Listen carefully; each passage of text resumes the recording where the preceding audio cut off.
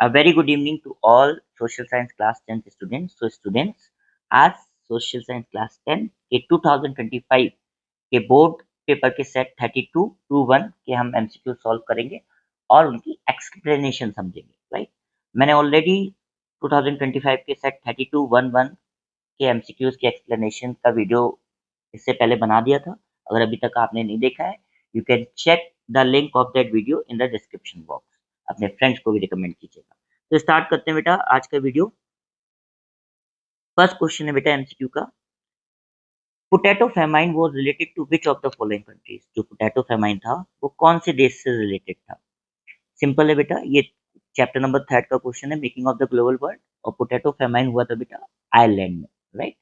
क्योंकि जैसे ही अमेरिका में पोटैटो की क्रॉप डिस्कवर हुई थी, कई सारे यूरोपियन कंट्रीज में पोटैटो क्रॉप कल्टीवेशन होने लगी थी और सबसे ज्यादा यूरोपियन पुअर लोग जो थे, गरीब यूरोपियंस थे, वो इस क्रॉप को प्रोड्यूस करने लगे थे, वेजिटेबल को प्रोड्यूस करने लगे थे और खाने लगे थे। पर जब ये फेमाइन आया, उनके पास कोई अल्टरनेटिव क्रॉप नहीं थी, वो इतना डिपेंडेंट हो गए थे इस क्रॉप पे कि काफी ज्यादा आयरलैंड के लोगों की डेथ हुई थी इस इंसिडेंट, राइट। नेक्स्ट क्वेश्चन है बेटा question number 2, arrange the following events in chronological order. अगर हम इन इवेंट्स को क्रोनोलॉजिकल ऑर्डर में अरेंज करना है तो हमें इनके ईयर पता होने चाहिए। तो defeat of Napoleon in the battle of Leipzig, ये कब का है बेटा? 1813 में हुआ था, जब ऑस्ट्रिया, प्रशिया, रशिया और स्वीडन की कंबाइंड फोर्सेस ने नेपोलियन की फ्रेंच आर्मी को हरा दिया था बैटल ऑफ लिप्सिक में। सेकेंड है बेटा beginning of the struggle of Greek war of independence. ये हमारे चैप्टर नंबर फर्स्ट में हमने पढ़ा है, 1821 में स्टार्ट हुआ था ग्रीक इंडिपेंडेंस या war of Greek independence, right. Formation of custom union Zollverein, इसका ईयर है बेटा 1834। Treaty of Vienna 1815। अगर हम इस हिसाब से बेटा अरेंज करें तो पहला तो ऑर्डर होगा first, then fourth, then second and third. अब फर्स्ट, फोर्थ, सेकेंड, थर्ड किन्हीं ऑप्शंस में नहीं दिया था बोर्ड ने, तो इस क्वेश्चन को कैंसिल कर दिया गया और सारे स्टूडेंट्स को बोनस मार्क्स दिए गए। और मैंने आपको एक्सप्लेन कर दिया है। अब अगर ये क्वेश्चन आता है तो यू नो कि आपको क्या ऑप्शंस चूज करने हैं क्रोनोलॉजिकल ऑर्डर में लगाने के लिए, right. Moving forward to our third question बेटा, in the 16th century diseases like smallpox reached America through which of the following। 16th century में जो बीमारियां थी जैसे कि स्मॉल पॉक्स, राइट, वो किसके थ्रू पहुंची अमेरिका में? राइट, स्पेनिश सोल्जर्स के थ्रू, फ्रेंच मर्चेंट्स के थ्रू, पोर्टुगीज सेलर्स के थ्रू या ब्रिटिश टूरिस्ट के थ्रू? इसका आंसर बहुत सिंपल है बेटा, स्पेनिश सोल्जर्स गए थे ये डिसीज लेके, स्मॉल पॉक्स, जिसके लिए इम्यूनिटी नहीं थी अमेरिकन के पास, क्योंकि अमेरिका आइसोलेटेड था दुनिया से काफी लंबे समय तक, राइट। तो काफी ज्यादा अमेरिकन की डेथ हो गई, राइट। क्वेश्चन नंबर 4 है बेटा, read the following characteristics of Jikji of Korea carefully and choose the correct option. Jikji of Korea ये क्या था? ये एक ओल्डेस्ट नोन बुक है कोरिया की, जिसमें मूवेबल मेटल टाइप के लेटर्स होते थे। मतलब वो जो लेटर्स होते थे वो मूवेबल होते थे, मूव किए जा सकते थे, और वो मेटल के लेटर्स होते थे। और ये बुक कब लिखी गई थी बेटा, या कब ये बन के तैयार हुई थी? 1377 में, याद रखिएगा, राइट। तो हमें चूज करना है इसकी क्या कैरेक्टरिस्टिक सही है ऑप्शन, राइट। तो it is one of the oldest existing printing books in the world, ये सही है। It contains main beliefs of Christianity, ये गलत है, ऐसा कुछ नहीं था इस बुक में। It's second volume is available in the national library of France, ये भी सही है। It was inscribed on the UNESCO memory of the world register in 2001, ये भी स्टेटमेंट सही है। तो what will be the correct option बेटा? फर्स्ट, थर्ड एंड फोर्थ, जो कि है option number C, right. Next question है बेटा हमारा, choose the correctly matched pair from the following. Correct pair हमें चूज करना है। नेशनल पार्क और टाइगर रिजर्व दिए हैं एक तरफ, और एक तरफ उनके स्टेट्स दिए हैं, राइट। तो क्या Corbett national park Himachal Pradesh में है? गलत है, हिमाचल प्रदेश में नहीं है। बांधवगढ़ नेशनल पार्क राजस्थान में है? नहीं, गलत है, right. Periyar tiger reserve Tamil Nadu में है? ये भी गलत है। मानस टाइगर रिजर्व क्या असम में है? Yes, it is the correct option of the four, right. So D is the correctly matched, Manas tiger reserve Assam में है। क्वेश्चन नंबर 6 है बेटा, which of the following characteristic of Indian wild life protection act are correct. Indian wild life protection act जो launch किया गया था, इसके कई कैरेक्टरिस्टिक्स थे, हमें चूज करना है इनमें से कौन सी कैरेक्टरिस्टिक सही है, right. So to make provisions for habitat for wild animals, सही है। नेक्स्ट है बेटा, to publish list of protected species, ये भी सही स्टेटमेंट है। थर्ड है to ban hunting to save endangered species, ये भी सही स्टेटमेंट है। Fourth, to include important subjects like forest and wild life in the union list, no, ये गलत है। So what would be the best correct option? Option number A is the right answer for this question, right? Moving forward to our seventh question, बेटा, match the following है, column first को column second से match करना है। एक तरफ river दिए गए हैं और एक तरफ डैम दिए गए हैं, तो एक्चुअली हमें बताना है कौन से रिवर पे कौन सा डैम है, राइट। सो जो चंबल रिवर है, ठीक है, इस पे कौन सा डैम है बेटा, गांधी सागर डैम है, राइट। जो गंगा रिवर है, इस पे कौन सा डैम है बेटा, टहरी डैम है, राइट। जो चेनाब है, इस पे कौन सा डैम है बेटा, सलाल है। जो सतलुज है, इस पे कौन सा डैम है बेटा, भाखड़ा नांगल है, राइट। तो इस हिसाब से अगर हम देखें, which is our correct option, option number C is correct, right. I hope you got it. Next है बेटा question number 8, choose the correct option of the states that have been majorly benefited by the Sardar Sarovar dam. आपको correct option choose करना है कि सरदार Sarovar dam के water से किन states को सबसे ज्यादा फायदा हुआ है, राइट। सो इसका बेटा करेक्ट आंसर है option number B, Maharashtra, Madhya Pradesh, Gujarat and Rajasthan. इन चारों स्टेट्स को सरदार सरोवर डैम के वाटर से काफी ज्यादा बेनिफिट हुआ है, राइट। नेक्स्ट क्वेश्चन है बेटा क्वेश्चन नंबर 9, सपना इज अ स्मॉल फार्मर, सपना एक छोटी सा किसान है।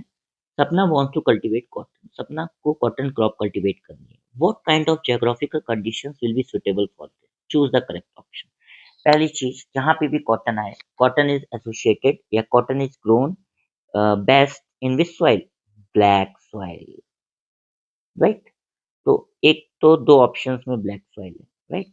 फिर हमें चूज करना है कि करेक्ट ऑप्शन क्या होगा। कॉटन को क्या ज्यादा बारिश चाहिए, नहीं, लाइट ही रेनफॉल चाहिए। तो फिर हाई टेम्परेचर चाहिए और ब्राइट सनशाइन चाहिए, तो कौन सा ऑप्शन सही है बेटा इस क्रॉप के लिए, B option is the correct, right, याद रखिए। Going forward to question number 10 बेटा, two statements are given below, assertion and reason, और उनको पढ़ के हमें करेक्ट ऑप्शन चूज करना है। असर्शन है बेटा हमारा, India has enormous possibilities of production of solar energy, India के पास सोलर एनर्जी प्रोड्यूस करने के लिए इनॉर्मस पॉसिबिलिटीज हैं, बिल्कुल सही है ये। Most of the land area of India falls under cold zone, तो बहुत ज्यादा लैंड है इंडिया का, वो कोल्ड जोन में आता है, ये तो बिल्कुल ही गलत है, राइट। तो ए is true and R is false.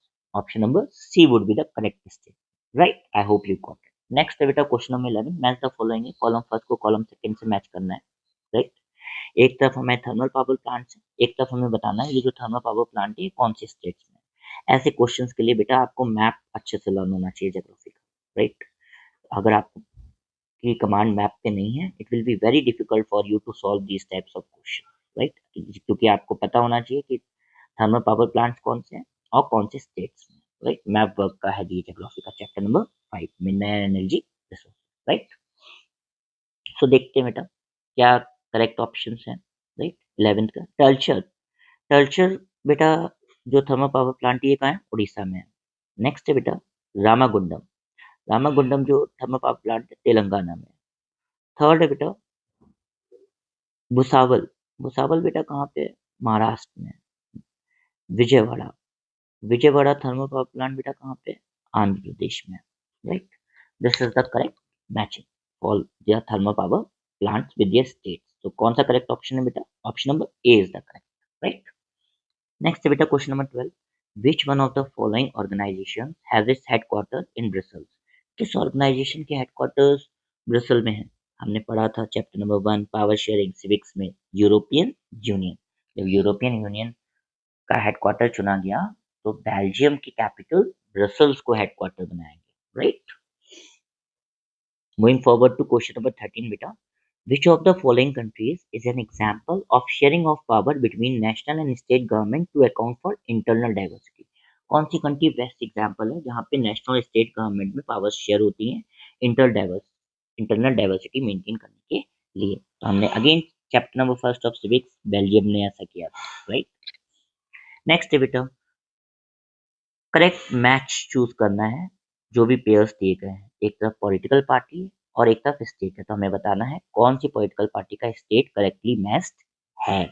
Janata Dal एक सेकुलर पार्टी है, ये क्या बिहार में है? नहीं। महाराष्ट्रवादी गोमंतक पार्टी, ये क्या गोवा में है? यस। द्रविड़न मुनेत्रा कजगम पार्टी, ये क्या आंध्र प्रदेश में है? नो। ऑल इंडिया फॉरवर्ड ब्लॉक क्या पंजाब में है? So what is the best correct option? Option number B is the right answer. Right? I hope you got it. Next, question number 15 है बेटा। अब ये जो 14 वाला क्वेश्चन था, इसके लिए आपको जो स्टेट्स और स्टेट पॉलिटिकल पार्टीज हैं मेन हर एक स्टेट में, इसका जो मैप है पॉलिटिकल पार्टीज चैप्टर में, that is chapter number 4 of civics, वो अच्छे से लर्न होना चाहिए, तब आप ऐसे क्वेश्चन सॉल्व कर पाओगे, राइट? नेक्स्ट 15 क्वेश्चन है बेटा, studying the following table about the world human development index and answer the question asked below. एक तरफ कंट्री का नाम है, एक तरफ उनकी एसडीआई रैंक है बेटा। पूछ रहा है किस कंट्री की लोएस्ट रैंक है ह्यूमन डेवलपमेंट इंडेक्स में, हमें ये बताना है, राइट? तो सबसे ज्यादा रैंक कौन सी है बेटा? 150, पाकिस्तान। तो कौन सा करेक्ट ऑप्शन होगा? पाकिस्तान सबसे पीछे इसमें वर्ल्ड ह्यूमन डेवलपमेंट इंडेक्स की ranking, right? Going forward to question number 16 बेटा, choose the correct options to fill in the blank. The total value of all final goods and services produced within a country in a particular year is called gross domestic production. Option number D. ये definition किसकी है? GDP की है, right? Gross domestic production. Chapter number 2 economics, right? Sectors of Indian economy, वहीं पे definition, right? याद रखिएगा। Next है बेटा question number 17। Look at the picture given below and answer the following question. The work being done in the picture falls under which sector of the economy? यहाँ पे कौन सा काम हो रहा है? हम देख रहे हैं यहाँ पे इंडस्ट्री है, जहाँ पे स्टील के रोल्स निकाले जा रहे हैं और वर्कर्स वर्क कर रहे हैं एक इंडस्ट्री में। तो industrial sector is the secondary sector. Option number D is the correct answer, right? जहाँ पे भी इंडस्ट्री आए, इंडस्ट्री से रिलेटेड एक्टिविटी आए, सेकेंडरी सेक्टर है। आंख बंद करके लगाइए। नेक्स्ट क्वेश्चन है बेटा, हालांकि विजुअली इंपेयर्ड स्टूडेंट्स के लिए है, बट क्योंकि क्वेश्चन है we will solve it. Which of the following activities come under the tertiary sector? नीचे कई सारी एक्टिविटीज दी है, पूछा है टर्शरी सेक्टर में कौन सी एक्टिविटी आती है। हमें ये भी पता होना चाहिए कि टर्शरी सेक्टर को हम सर्विस सेक्टर भी कहते हैं। सो यहाँ पे बेटा ऑप्शन है milk vending, it will come in the tertiary sector. Milk vend करना, गुड़ बनाना, right? Again it is a activity of secondary sector. Animal husbandry primary sector. Basket weaving secondary sector. So tertiary sector में क्या है? Animal vending, animal vendors, right? वो गली गली जाके दूध बेचते हैं ना, कि नहीं बेचते हैं, राइट? और फिर पैसा कमाते हैं, राइट? तो जो वेंडर्स वाली जॉब होती है वो होम सर्विस होती है। और कोई भी सर्विस, कोई भी घर पे आपके दूध लेके आ रहा है, बेच रहा है आपको, तो वो कौन से सेक्टर में आएगा बेटा? टर्शियरी सेक्टर में आएगा। I hope you got it. Question number 18 है बेटा, going forward to question number 18। Rakhi has done an economic survey of her area. Rakhi ने इकोनॉमिक सर्वे किया, आर्थिक सर्वे किया अपने एरिया का। The survey has revealed that people earn their livelihood by doing different jobs. Survey बताता है अलग अलग लोग अपना रोजगार कमाते हैं अलग अलग जॉब्स करके, या अपना लाइवलीहुड कमाते हैं अलग अलग जॉब्स करके। The table prepared by Rakhi for this is given below. जो टेबल राखी ने बनाई है इस सर्वे की वो नीचे है। Study the table and answer the question. Question क्या पूछ रहा है पहले समझते हैं। How many people are working in the organise sector? इसमें कई सारे प्रोफेशंस हैं और प्रोफेशंस में को ढूंढ के हमें बताना है कि कौन कितने लोग ऑर्गेनाइज सेक्टर में काम करते हैं। पहला क्या प्रोफेशन है बेटा? फार्मर। फार्मर क्या ऑर्गेनाइज सेक्टर में आते हैं? No, farmer will not come in the organise sector. Teachers organise sector में आते हैं, yes, right? Handloom weaver working in his or her house, right? क्या ये ऑर्गेनाइज सेक्टर में आते हैं? No. Workers working in big factories, yes, organized sector. Employees working at a hospital in the area, yes, organized sector. तो हम total जोड़े बेटा 140, 60, 200 and 10, 210। 210 लोग हैं जो कौन से सेक्टर में बेटा काम करते हैं, ऑर्गेनाइज। बाकी ये सारे लोग जो कैटेगरी छूट गई हैं ये अनऑर्गेनाइज सेक्टर में आते हैं, याद रखिएगा। Right, now moving forward to question number 19 बेटा, arrange the following sources of credit in the most to least order to meet the credit requirement of rural household in India and choose the correct option। कहने का मतलब क्या है, आपको जो options नीचे दिए गए हैं उसमें जो क्रेडिट लेते हैं, जो रूरल लोग लोन लेते हैं, क्रेडिट का मतलब क्या होता है, लोन लेना, वो हमें लीस्ट ऑर्डर में लगाने हैं। ठीक है, क्रेडिट रिक्वायरमेंट के लिए जहां से वो सबसे कम लेते हैं। राइट, सो सबसे ज़्यादा लोन किससे लेते हैं, मतलब बड़े से मोस्ट टू लीस्ट लगाना है तो मतलब सबसे पहले सबसे ज़्यादा लोन किससे लेते हैं बेटा, वो सबसे ज़्यादा लोन लेते हैं अपना मनी लेंडर से। तो ये फर्स्ट पे आ जाएगा, समझ में आया कि नहीं आया। फिर इसके बाद सबसे ज़्यादा लोन किससे लेते हैं, कोऑपरेटिव बैंक्स एंड सोसाइटीज से लेते हैं। फिर किससे लेते हैं बेटा, रिलेटिव्स एंड फ्रेंड्स से लेते हैं। और लास्ट किससे लेते हैं, गवर्नमेंट पे डिपेंडेंट है। कौन सा करेक्ट ऑप्शन होगा इसके according, option number B is the correct option. Right, तो क्वेश्चन सिंपल था कि जो सोर्सेज ऑफ क्रेडिट हैं वो हमें मोस्ट टू लीस्ट में लगानी है, जो भी क्रेडिट रिक्वायरमेंट होती है रूरल हाउस होल्ड की इंडिया में उसके हिसाब से। तो सबसे ज़्यादा क्रेडिट रिक्वायरमेंट किससे फुलफिल वो करते हैं, सबसे ज़्यादा क्रेडिट रिक्वायरमेंट मनी लेंडर से करते हैं, कोई भी पैसा की जरूरत होती है। उसके बाद किसके पास जाएंगे, रिलेटिव और फ्रेंड के पास जाएंगे, वो नहीं देगा। ठीक है, सॉरी, उसके बाद जाएंगे कोऑपरेटिव बैंक्स एंड सोसाइटीज के पास, क्योंकि कोऑपरेटिव सोसाइटीज के बारे में हमने पढ़ा था चैप्टर में। राइट, ये थर्ड चैप्टर से क्वेश्चन है, मनी एंड क्रेडिट से इकोनॉमिक्स के। फिर जाते हैं वो अपने रिलेटिव्स एंड फ्रेंड्स के पास, और लास्ट में जाते हैं गवर्नमेंट। कोई कंफ्यूजन, कोई डाउट, क्लियर है। नेक्स्ट लास्ट क्वेश्चन है बेटा हमारा, टू स्टेटमेंट्स दी गई हैं, उनको हमें पढ़ना है और करेक्ट ऑप्शन चूज करना है। स्टेटमेंट फर्स्ट क्या है देखते हैं, information and communication technology stimulate the process of globalization, बिल्कुल सही है। ग्लोबलाइजेशन चैप्टर से क्वेश्चन है, chapter number 4 of economics. Right, तो पहली स्टेटमेंट तो बिल्कुल सही है, इंफॉर्मेशन कम्युनिकेशन टेक्नोलॉजी ने ग्लोबलाइजेशन प्रोसेस को रफ्तार दी है। राइट, सेकंड है, it is used to contact each other, receive information instantly and communicate with remote areas. Simple है, इसकी वजह से हम कांटेक्ट कर सकते हैं लोगों से, इंफॉर्मेशन रिसीव कर सकते हैं बहुत जल्दी, और कम्युनिकेट कर सकते हैं विलेज एरिया में, रिमोट एरिया में, जहाँ पे कम्युनिकेशन फैसिलिटीज इतनी प्रॉपर नहीं है। ये भी स्टेटमेंट बिल्कुल सही है, and both statement first and second are correct, and statement second is the correct explanation for statement first. A would be the correct option for this question. I hope आप सबको मैंने जितने भी एमसीक्यूज एक्सप्लेन किए हैं इस set के अच्छे से समझ में आए होंगे।